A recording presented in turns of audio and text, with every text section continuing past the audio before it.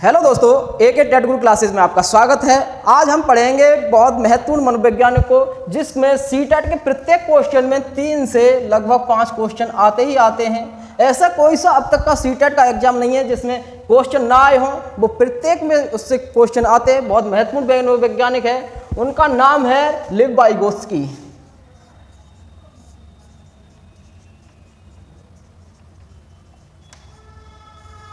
ये रूसी मनोवैज्ञानिक थे। इनका पासवर्ड समझ लीजिए। अगर हम पासवर्ड से क्वेश्चनों को हल करेंगे तो आसानी से हो जाएंगे। इनका पासवर्ड मान लीजिए सहायता, सहयोग, सहारा। अब ये पासवर्ड बना कैसे ये बताएंगे हम। संप्रेषण। अब इसके जो 3 बिंदु हैं, मुख्य बिंदु हैं, वो है समाज, भाषा और संस्कृति। कभी पूछ भी सकता है इसके 3 बिंदु कौन से हैं जिससे बच्चा सीखता है। बच्चा इन 3 बिंदुओं से सीखता है। इनके सिद्धांत का नाम है सामाजिक, सांस्कृतिक सिद्धांत। इसी को हम कह सकते हैं सामाजिक, संज्ञानात्मक विकास सिद्धांत। इसी को हम कह सकते हैं सामाजिक अनुकरण विकास सिद्धांत। इसी को हम कह सकते हैं परस्पर अंतःक्रियाशीलता।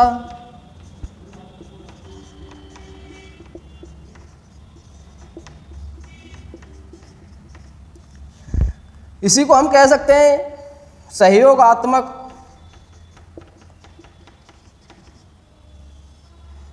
समाज विकास सिद्धांत। इसके और भी अन्य नाम ले सकते हैं जिससे समाज और संस्कृति से जुड़ा हो। ऐसे हम नाम और भी रख सकते हैं, और भी आ सकते हैं क्वेश्चनों में। ये नाम पूछ भी चुका है टेट वगैरह के क्वेश्चनों में। आइए अब शुरू करते हैं। इनका जो मुख्य उद्देश्य है, ये इनके जो शब्द हैं क्या क्या हैं। पहला शब्द मान लीजिए सहयोग, दूसरा परस्पर अंतःक्रिया,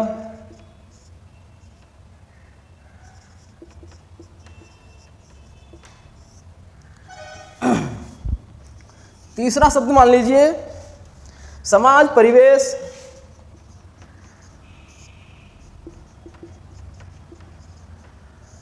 संस्कृति,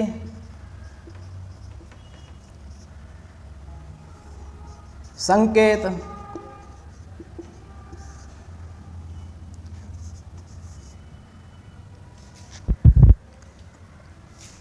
नींव, ढांचा। ये सब बताएंगे। ये शब्द आए कहाँ से। पाड़, स्कैफोल्डिंग,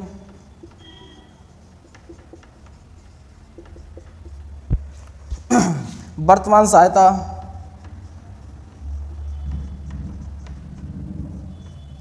शुरुआती सहायता,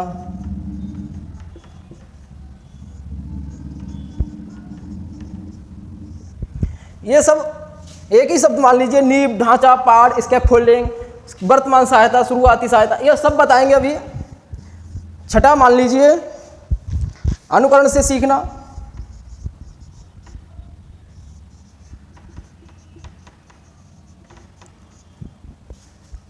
संरक्षण यानी कि सामाजिक संरक्षण,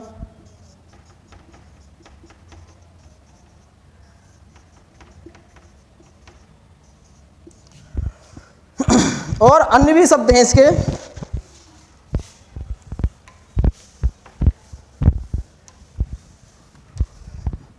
भाषा, समाज द्वारा, सहयोग द्वारा,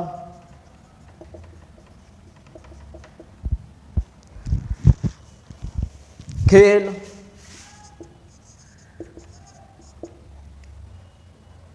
इससे बच्चे का सर्वांगीण विकास होता है, आपस में परस्पर अंतःक्रिया बनती है।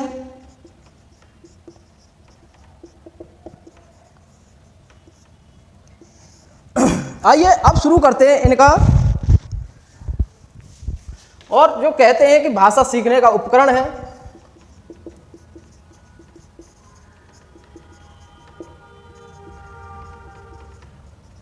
टूल है, भाषा, संस्कृति,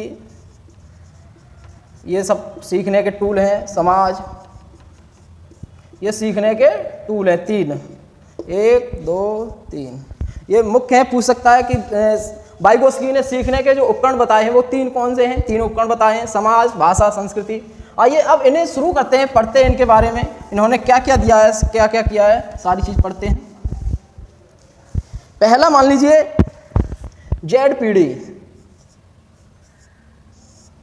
इसी को कहते हैं समीपस्थ विकास क्षेत्र।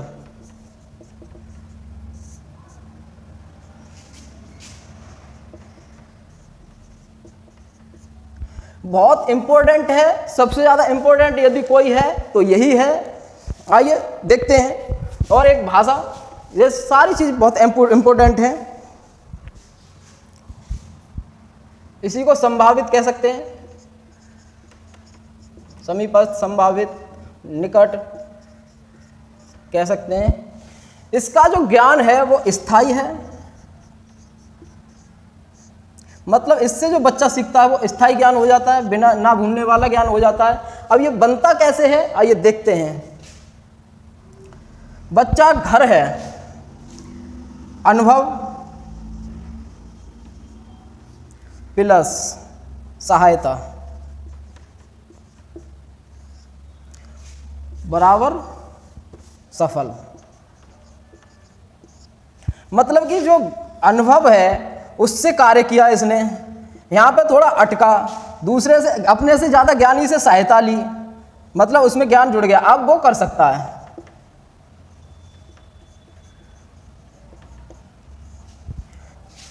और विस्तार से देखें कि बच्चा यहाँ पर घर का, मतलब घर पे है, घर का अनुभव, घर के बारे में जानता है। और जो शैक्षिक बिंदु हैं वो स्कूल, यानी स्कूल में जाके सहायता लेता है अपने साथियों से, अपने टीचर से, ये घर है। अब यहाँ पर वो पूर्ण हो गया, वो कह रहा है अब मैं सीख गया।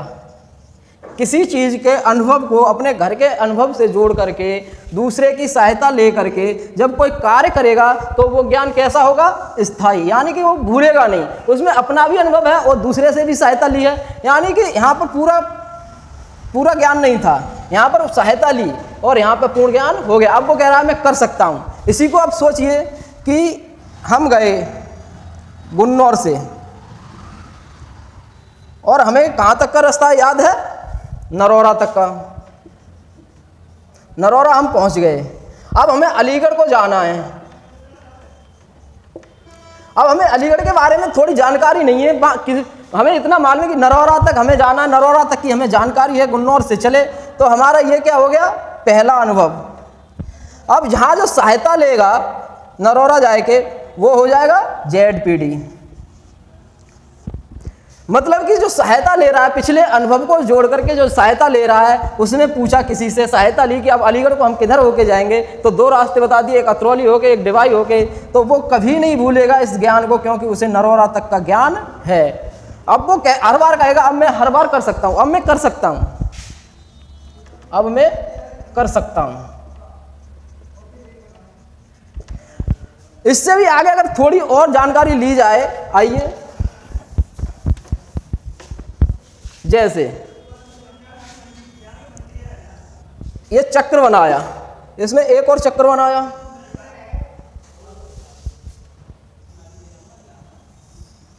और इसके अंदर एक और चक्र बनाया। अब ये ज्ञान जानता है, वो जानता है। इसे घर समझ लीजिए, गुन्नौर समझ लीजिए, गुन्नौर से चलना, और यहां पर आके अटक गया, यानी नरौरा, यहाँ स्कूल, कुछ बिंदु एक्स्ट्रा मिल गए उसे। अब वो जाना है, तो ये कौन सा हो गया? शुरुआती ज्ञान। और यहाँ कौन सा हो गया? जेड पीढ़ी, यानी समीपस्थ विकास क्षेत्र, यानी कि जो जेड पीढ़ी बनेगी वो हमेशा, और यहाँ पूर्ण कार्य हो गया, अब वो कर सकता है। यहाँ पर आके जो ज्ञान पूरा हो जाता है, यानी कि ZPD जो बनेगी शुरू में नहीं बनेगी और एंड में नहीं बनेगी, यानी कि बीच में बनेगी। ज्ञान पूरा होने से पहले और शुरू होने के बाद जो सहायता ली जाएगी वही होगा ZPD। आइए आगे पढ़ते हैं। ये स्थायी ज्ञान है और ZPD हमेशा किसमें बनती है? सीखने वाले में। जो ज्ञान प्राप्त करता है दूसरे से, सीखने वाले में। ये भी पूछ लेता है कि ZPD कहाँ बनेगी और किसमें बनेगी? मध्य में बनेगी, या कार्य खत्म होने से पहले बनेगी, कार्य खत्म होने के बाद नहीं बनेगी और शुरू में नहीं बनेगी। यानी कार्य तक पहुंचने तक यहाँ बन जाएगी, यहाँ बन जाएगी, हर जगह बन जाएगी, लेकिन यहाँ नहीं बनेगी। तो मध्य में बनेगी और किस में बनेगी? सीखने वाले में। इतना ध्यान रखना। अब पढ़ते हैं आगे को।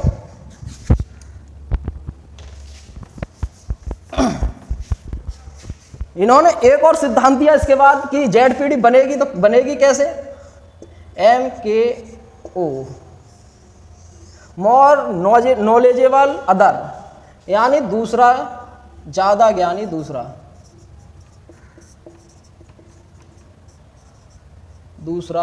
अन्य, अधिक ज्ञानी अन्य या ज्यादा ज्ञानी अन्य, दूसरा। यानी कि इसमें कोई भी हो सकता है। जिससे वो सहायता लेता है वो उससे अधिक ज्ञानी होना चाहिए। अगर बराबर के ज्ञानी हैं तो सहायता नहीं लेगा। अपने बराबर का ज्ञान है किसी में, कम है, तो ZPD बच्चे में नहीं बनेगी। बराबर है, कम है तो नहीं बनेगी। ज़्यादा ज्ञान होगा तभी वो सहायता लेगा, अन्यथा वो नहीं लेगा। तो इसी का वह है MKO, ज़्यादा ज्ञानी दूसरा। तो आइए देखते हैं, ये छोटे बच्चे में भी हो सकती है, बराबर के में भी हो सकती है, यानी साथ ही, और बड़े में भी हो सकती है। यानी उससे ज्ञानी बड़ा भी हो सकता है, छोटा भी हो सकता है। अब मान लीजिए हम कहाँ पहुँचे? नरोरा तक का हमें ज्ञान है और वहाँ पे कोई छोटा बच्चा मिल गया हमसे और उसे अलीगढ़ का ज्ञान है, तो वो हमसे ज्ञानी हो गया वहाँ पे ज़्यादा। अगर हमें हिंदी लिखनी नहीं आ रही है और बच्चा पहले से पढ़ रहा है और वो हमसे ज़्यादा आ रहा है, तो उससे हम पूछ सकते हैं, तो वो बनेगी MKO। तभी ZPD बनेगी जब तक दूसरा ज्ञानी ना हो। अगर ज्ञानी नहीं होगा, बराबर ज्ञानी, अगर वो नरोरा के बारे में हम जानते हैं और दूसरा बच्चा भी नरोरा के बारे में जानता है उससे, तो क्या ZPD बनेगी? तो क्या सहायता मिल पाएगी? नहीं मिलेगी ना। जितना ज्ञान हमारा है उतना ही दूसरे को होगा तो मिलेगी, लेकिन ज्ञान ज़्यादा होगा तभी ZPD मिलेगी। ये ध्यान रखना, तभी ZPD बनेगी। तो छोटा बड़ा कोई भी हो सकता है, छोटा बड़ा या साथी, लेकिन ज्ञान अधिक होना चाहिए, ये याद रखना। तभी हमारी ZPD बनेगी, अन्यथा नहीं बनेगी। बराबर ज्ञान हो फिर भी नहीं। छोटा बड़ा कोई हो, उम्र में छोटा हो, लंबाई में छोटा हो, या किसी शारीरिक और विकार में छोटा बड़ा हो, ना कि ज्ञान में। ज्ञान में हमेशा बड़ा होना चाहिए, ये याद रखना। अब आगे का एक शब्द है स्कैफोल्डिंग। तो मतलब ये हर जगह सहायता की बात कर रहे हैं। कोई सा भी सिद्धांत उठाइए इनका सहायता की, तो परस्पर अंतःक्रिया की, समाज की। ये कहते हैं कि बच्चा समाज से सीखता है, संस्कृति से सीखता है, भाषा से सीखता है। आइए स्कैफोल्डिंग। इनके ऐसे क्वेश्चन भी देखेंगे जिनमें इनका नाम ही नहीं है, फिर भी इनके क्वेश्चन है, ये याद रखना। हिंदी में भी आते हैं, पर्यावरण में भी आते हैं, साइकोलॉजी में भी आते हैं, यानी लगभग सभी विषयों में आते हैं। तो स्कैफोल्डिंग का जो अर्थ होता है, यानी शुरुआती ज्ञान।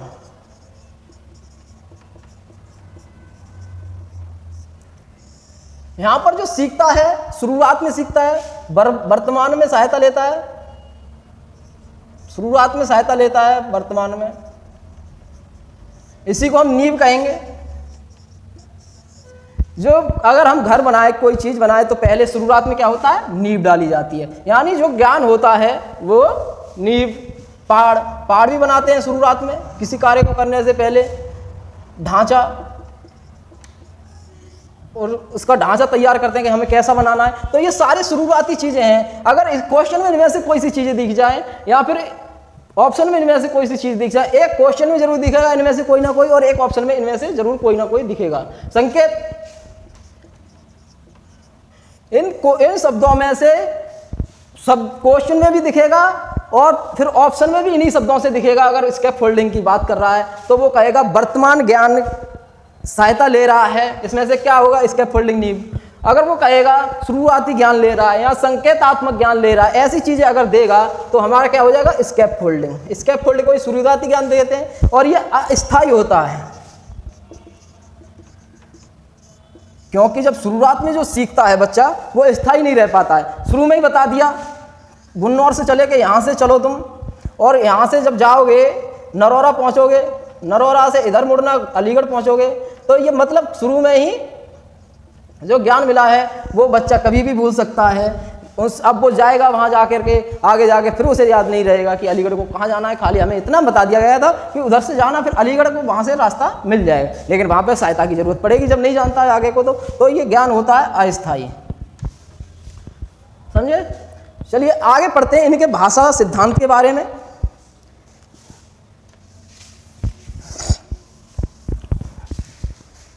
सामाजिक भाषा सिद्धांत, इन्होंने जो भाषा सीखने की प्रक्रिया बताई है वो 3 तरह की बताई है। मतलब कि पहली जो है वो है सामाजिक।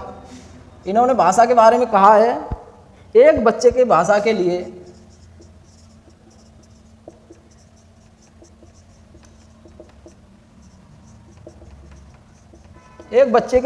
लिए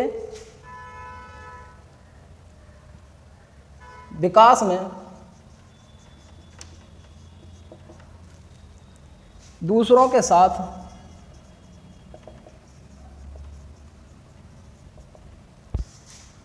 संप्रेषण एक महत्वपूर्ण कारक है।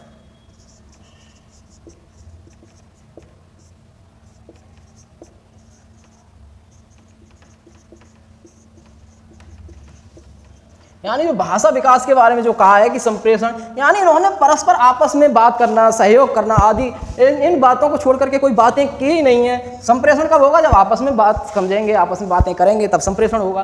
तो आइए भाषा के बारे में पढ़ते हैं। इन्होंने 3 वो दिए हैं। पहला सामाजिक वाक्,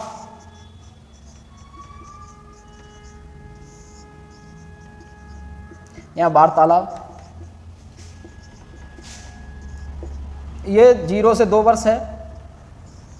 इसमें बच्चा आपस में बात करना शुरू हो जाता है, माँ बाप से बात करना शुरू हो जाता है, यानी जो सामाजिक बात है हल्की हल्की बातें करना शुरू हो जाता है। और दूसरा है आत्मवार्ता, निजी वार्ता, स्वयं की वार्ता, खुद की वार्ता, यानी इंटरनल स्पीच, इसी को सेल्फ स्पीच कहेंगे।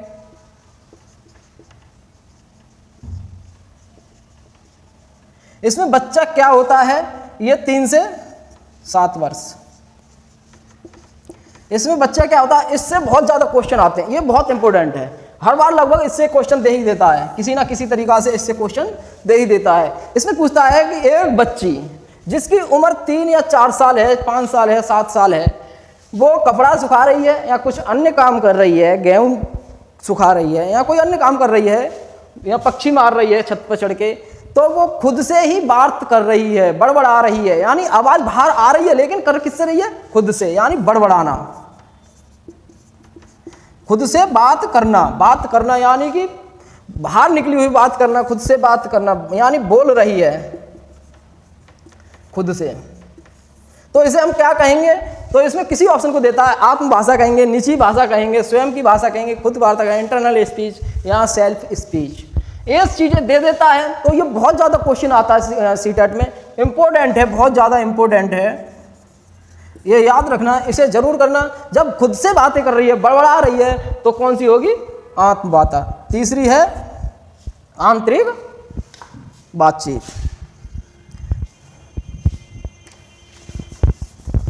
आंतरिक बातचीत।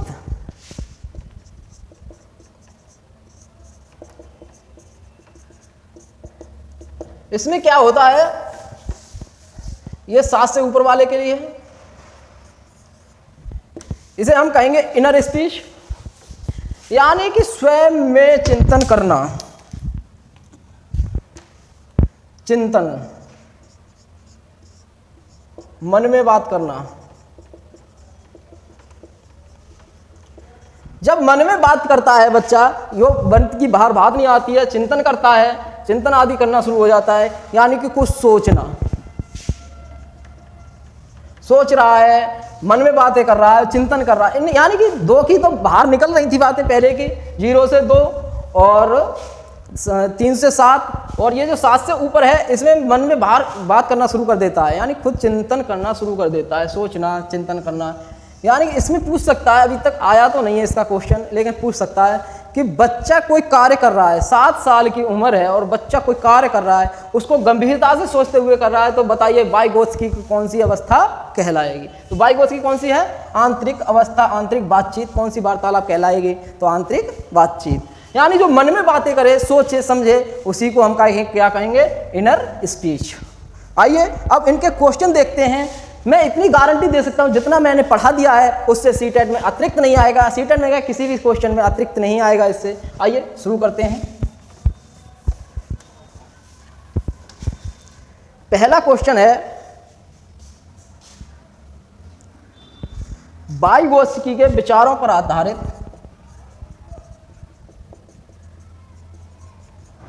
वाइगोत्स्की के विचारों पर आधारित कक्षा में ...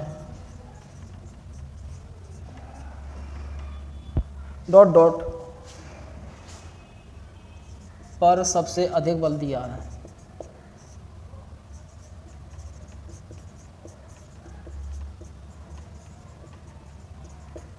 तो जब ऐसे क्वेश्चन आए तो हमें सोच लेना चाहिए कि क्या सामाजिक अंतःक्रिया, परस्पर, ये सब चीज़ें इन्होंने कही हैं। तो पहला ऑप्शन है कहानी दोहराने पर, दूसरा ऑप्शन है कहानी सुनने,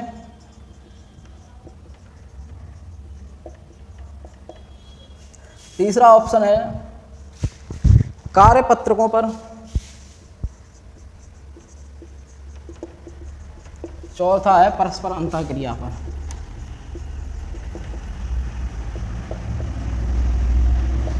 ये कहते हैं जब तक बच्चे आपस में या बड़ों के साथ या किसी अन्य के साथ जब तक परस्पर अंतःक्रिया नहीं करेंगे तो ज़्यादा कैसे सीखेंगे? बच्चा जो सीखता है समाज से ही सीखता है। भाषा के बारे में एक और चीज़ कहा है इन्होंने और प्याजे ने, दोनों का एक दूसरे से जब चाहे इन पर चलता रहता है, मतलब कि एक दूसरे से सहमत नहीं है।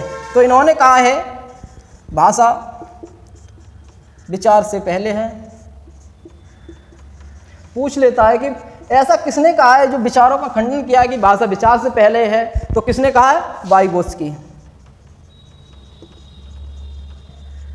वो कहते हैं जब तक भाषा नहीं है तो वो विचार उत्पन्न कैसे करेगा, विचारों को प्रकट कैसे करेगा? अगर भाषा ही नहीं है तो दूसरे तक कैसे पहुंचाएगा? उदाहरण दिया कि जब बच्चा रोता है किसी बीमारी के कारण और माँ समझती है कि उसे भूख लग रही है, दूध पिलाने पड़ जाती है, लेकिन वो बीमार है, तो भाषा ही नहीं है तो दूसरा समझेगा कैसे? विचार आएंगे कहाँ से? वहीं पर प्याजे कहते हैं कि विचार भाषा से पहले हैं।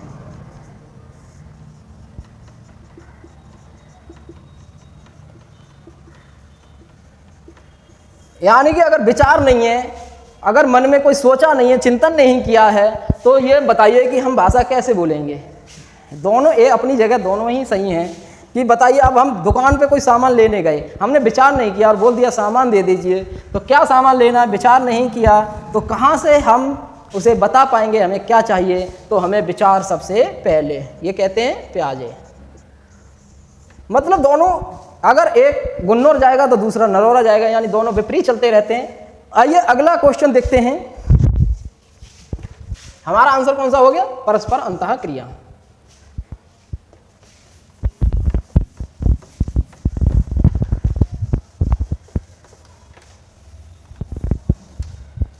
क्वेश्चन है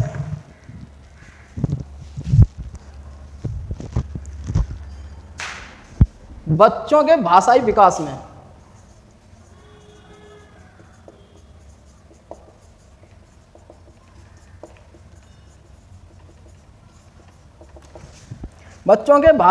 में समाज की महत्वपूर्ण भूमिका होती है।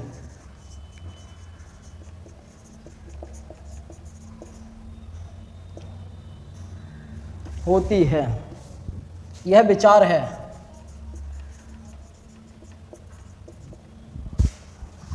यानी कि इसमें कहीं पर भी कोई वाइगोत्स्की का नाम नहीं लिया गया है। अब हम कैसे पता लगाएं ये वाइगोत्स्की का है, तो हमें पता लगाने के लिए बस इतना देखना है, भाषाई विकास और समाज। यानी हम भाषा विकास की बात करें और समाज की बात करें, संस्कृति की बात करें, अंतर परस्पर क्रिया की बात करें, तो हमें समझ लेना चाहिए कि ये वाइगोत्स्की से क्वेश्चन है।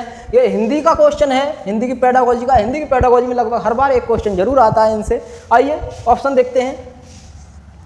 चॉम्स्की, दूसरा ऑप्शन है पियाजे, तीसरा ऑप्शन है वाइगोत्स्की, चौथा ऑप्शन है स्किनर।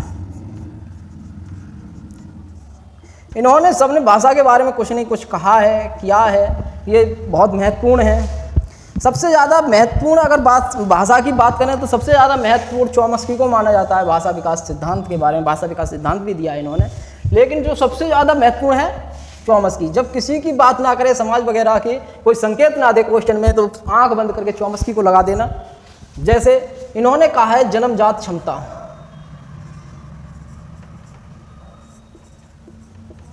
ये दो शब्द आए जाएंगे क्वेश्चन में, देख लेना। जन्मजात क्षमता, भाषा सीखने की जो क्षमता होती है बच्चे में जन्मजात होती है। पियाजे कहते हैं विचार,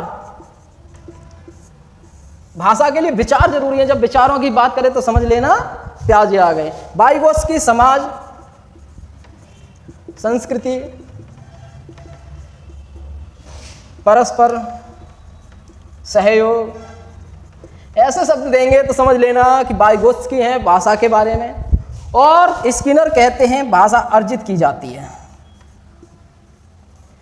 भाषा अर्जित की जाती है, यानी क्षमता नहीं, ये क्षमता के विरोधी हैं। ये कहते हैं भाषा अर्जित की जाती है, ना कि जन्मजात होती है। जहाँ अर्जित करने की बात करें, क्षमता और जन्मजात की बात ना करें, तो समझ लेना स्किनर हैं। ये तीनों मैंने बता दिए चारों। अब इसका ऑप्शन है वाइगोत्स्की। आज के लिए इतना ही, कल फिर किसी नए टॉपिक के साथ आएंगे।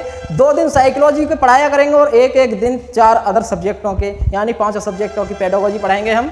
आइए आज के लिए इतना ही, नमस्कार। सब्सक्राइब करें और फॉलो करें, लाइक करें, कमेंट करें, ज़रूर करें, क्योंकि आपके लिए ही सारा कुछ है।